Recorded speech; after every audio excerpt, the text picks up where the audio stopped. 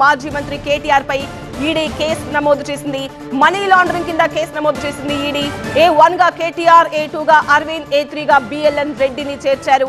ACB ఫిర్యాదు ఆధారంగానే case నమోదు చేసింది ఈడీ. ఇప్పటికే తెలంగాణ ఏసీబీకి లేఖ రాశారు ఈడీ అధికారులు. కేటీఆర్ పై నమోదైన కేసు వివరాలు ఇవ్వాలని కోరారు. ఎఫ్ఐఆర్ కాపీతో పాటు HMD అకౌంట్ నుంచి ఎంత మొత్తంలో బదిలీ చేశారో వంటి వివరాలు ఇవ్వాలంటూ ఈడీ కోరింది. దానకిషోర్ ఫిర్యాదు కాపీ కూడా పంపాలని ఈడీ అధికారులు కోరారు.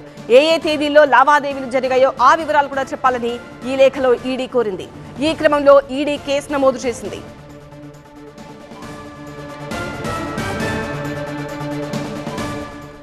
లేటెస్ట్ అప్డేట్స్ తో TV9 బ్యూరో చీఫ్ విజయ్ మనకు లైవ్ లో జాయిన్ అవుతారు. విజయ్ ఫోన్ ఇన్ అందిస్తారు. విజయ్, మనీ లాండరింగ్ కింద ఈడీ కేసు నమోదు చేసింది. మనం ఈవినింగ్ నుంచి కూడా మాట్లాడుకుంటూ ఉన్నాము ఈడీ ప్రొసీడింగ్స్ గురించి. ఇప్పటికే చాలా వివరాలు ఈడీ సేకరించింది. సో ఈ కేసు నమోదు అనేది ఎలా ఉంటుంది? ఇప్పుడు ఏసీబీ నుంచి ఈడీకి కేసు మొత్తం ట్రాన్స్ఫర్ అవుతుందా? ఓఎస్ఎస్ ఫర్టిలిటీలో ఇక్కడ ప్రతి అడుగులో ఎక్స్పీరియన్స్ డాక్టర్స్ ఉంటారు. In the good hands of science. Mummy daddy అవ్వాలంటే ఓఎస్ఎస్ కి కాల్ చేయండి. ఏసీబీ కేసు కొద్దిసేపు క్రితమే మాజీ మంత్రి కేటీఆర్ పైన ఈడీ అధికారులు ECIR నమోదు చేశారు.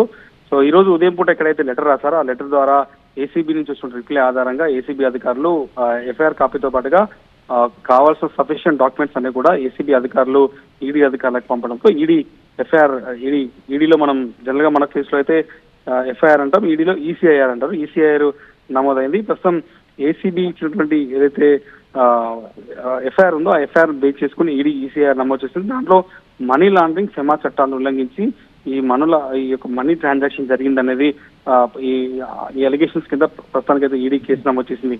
ఈడీ నమోదు చేసే కేసులో A1 గా కేటీఆర్ ఉన్నారు, A2 గా అరవింద్ కుమార్, A3 గా BLN రెడ్డి ముగ్గురిని కూడా ఈ కేసులో నిందితులుగా చూపెట్టారు. జనరల్ గా 2 కోట్లకు పైగా ట్రాన్సాక్షన్ ఏది జరిగినా కూడా అది ఫైనాన్షియల్ ఫ్రాడ్ కింద భావిస్తున్నటువంటి ఈడీ కేసు నమోదు చేసింది.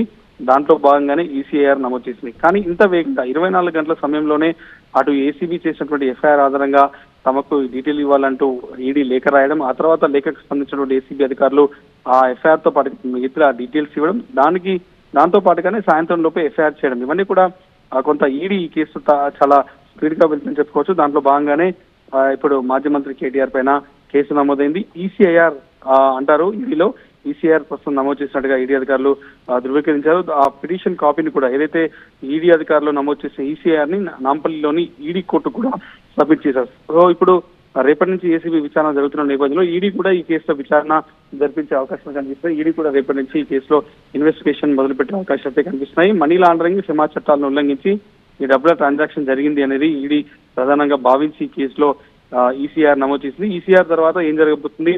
ఇప్పటికే ఏసీబీ కేసు రేపటి నుంచి విచారణ ఉన్న నేపథ్యంలో కేవలం 10 రోజుల పాటు మాత్రమే కేటీఆర్ కి అరెస్ట్ మినహాయించిన నేపథ్యంలో రేపటి నుంచి ఏసీబీ ఈడీ ప్యారలల్ ఎంక్వైరీ జరుగుతున్న నేపథ్యంలో ఈ కేసులో కొన్ని కీలక పరిణామాలు కూడా చోటు చేసుకునే అవకాశం కనిపిస్తుంది.